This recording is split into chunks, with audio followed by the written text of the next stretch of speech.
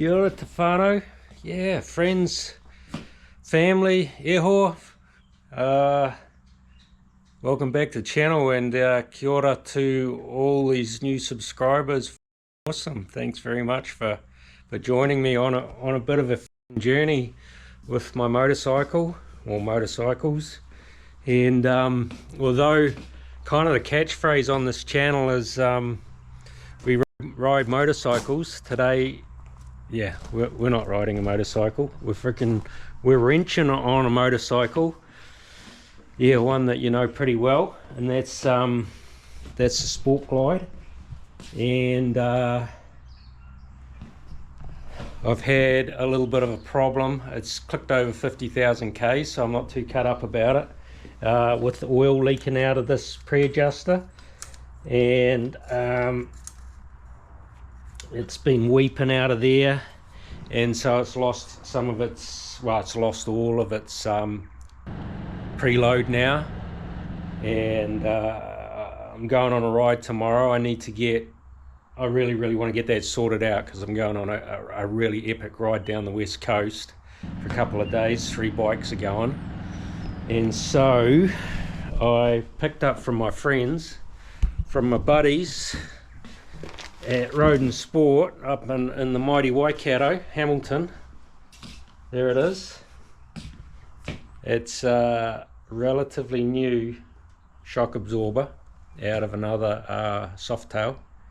The owner of that one upgraded it pretty quick, and he's got onto air suspension, and his one is virtually new, and my one's done 50,000 Ks, so I know this one's going to be good for many more. But for my needs, I'm just going back, and today what I'm going to try and achieve is get this old one out and get my replacement in. So yeah, there's a pinch bolt there, then there's a bolt up the front, a bolt down the back. Take this bracket off, get these wires out of the way, pop this out, boom shanker. How do you like that word? So amateur bush fucking mechanic here. I think I've got enough skills to do some basic stuff on my bike.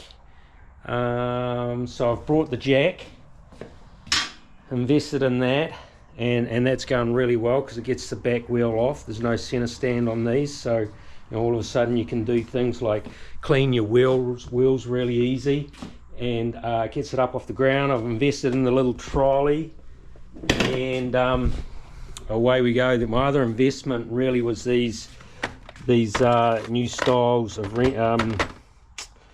keys that you need to, I'm not too sure what they're called.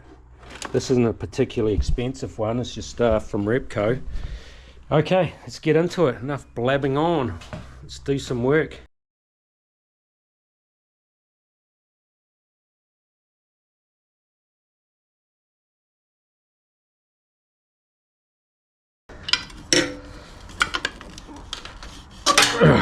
There we go, side cover off. Right, so what I was saying is actually to get that adjuster knob out of there and back up through here somehow and out the top. It's got another screw in there. It's freed up. That's a little cover that comes off. I have no idea how we're going to get that up through there. It looks pretty wicked. I didn't really think about that, because it's not only getting this one out, it's getting the new one in. The first challenge. Anyway, we'll try and pop these off and just see if we can make a bit more room. Okay, don't laugh, I've had to get my trusty warehouse specs out, and actually decided I'd like to see what I'm doing rather than this fuzziness. And before I totally wreck something, sorry, it's so easy rather than pull a wire out of there. You might want to mark which goes into which, or they'll have a natural bent to them. So, but this one here's got a kind of sophisticated little locking mechanism, and so you've got to pull that back.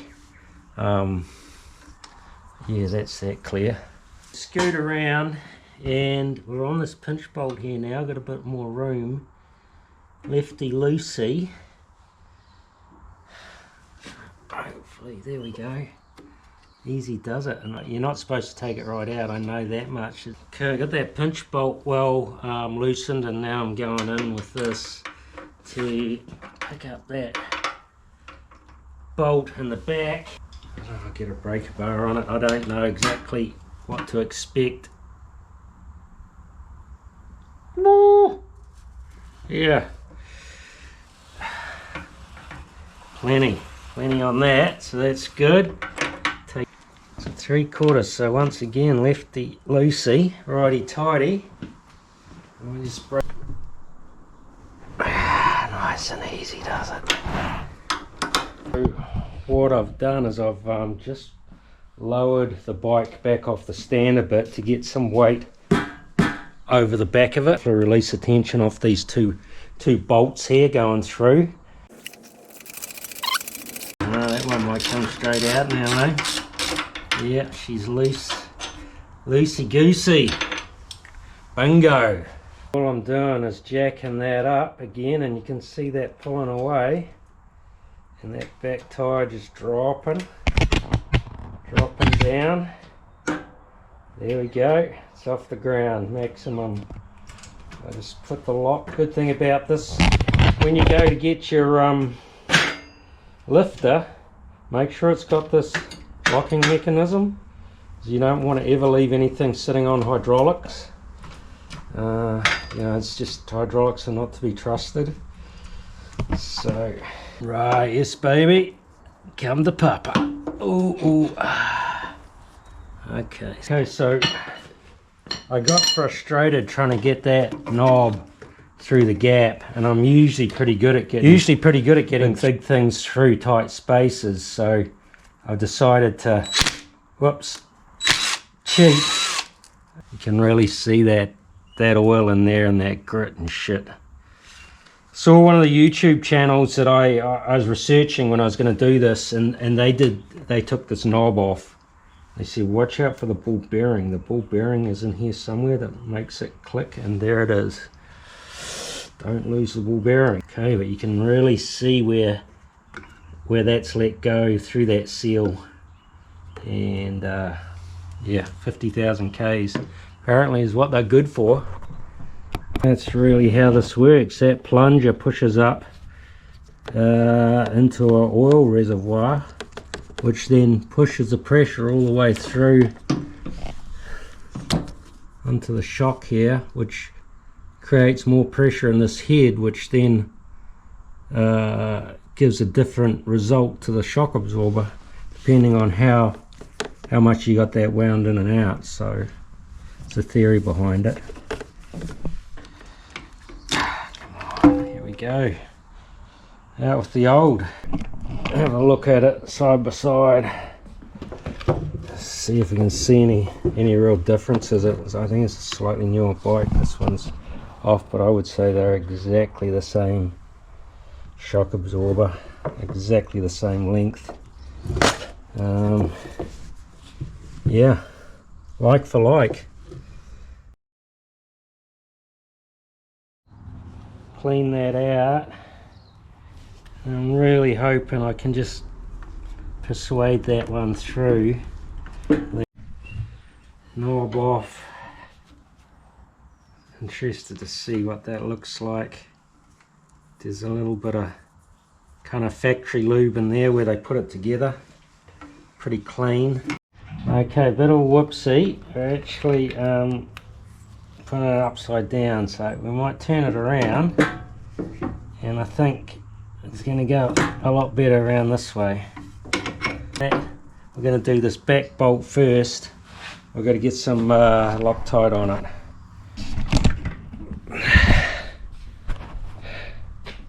Right, Loctite.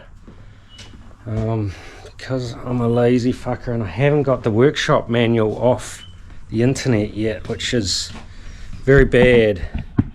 You know, definitely, if you're going to do this, you want go buy the workshop manual, and I'll tell you exactly what kind of Loctite. So I'm using the Loctite I have, which is 243.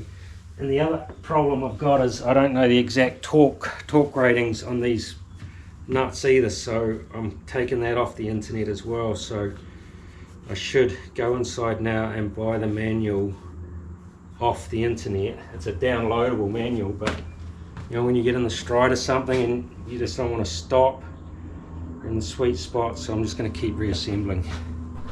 So we're just getting that back bolt in snug. What I've got to do now is line up the top one, and we're going to have to do that on the jack. So once again, you're pushing shit uphill if you don't have a center stand jack. There, and there, it's just a matter of, oh, actually, are we lifting or are we dropping? Oh, I think we're dropping this. We need this wheel to come up. So we are lifting off the safety. It just sits up there nicely, and then we're just gently, whoa,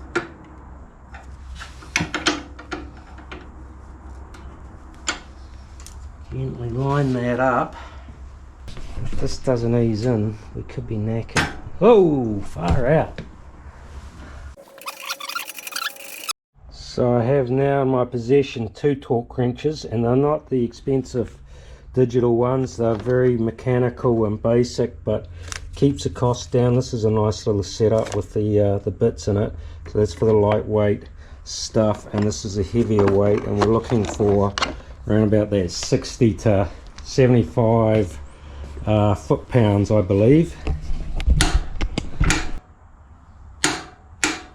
That's 80. And then down the back, at the bottom, get my glasses on to bloody read this damn thing.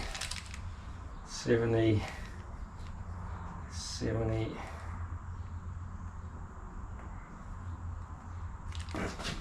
There you go.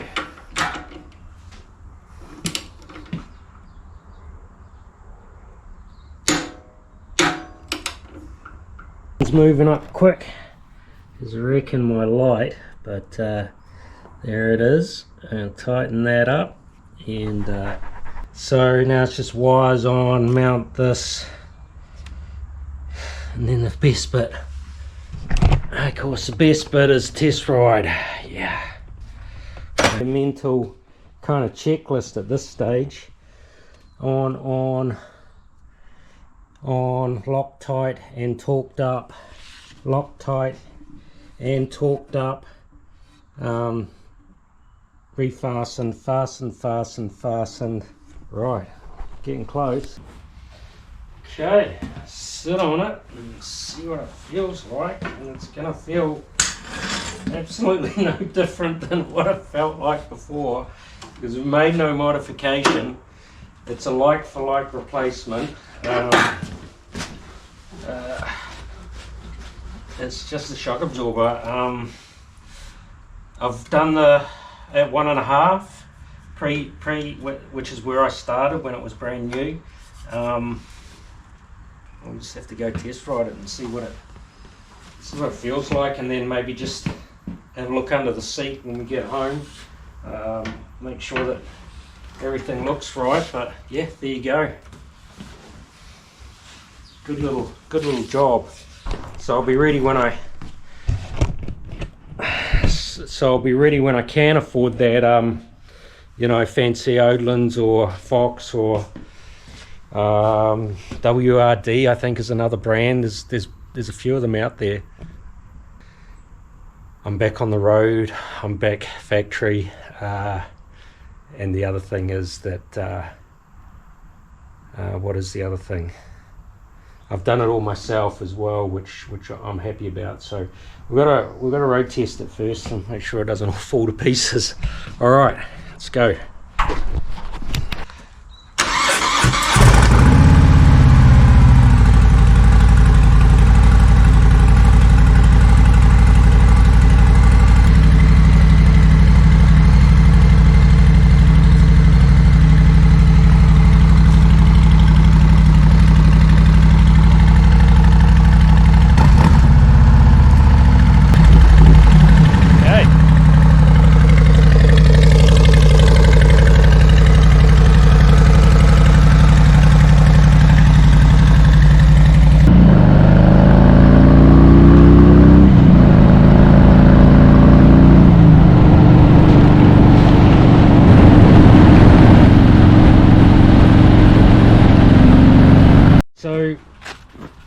it's way better than not having any oil at all in there. So yeah, tomorrow's ride we're back to where the bike was when it was factory, with that shock, and saved a lot of money. It's going well, so we're ready for tomorrow.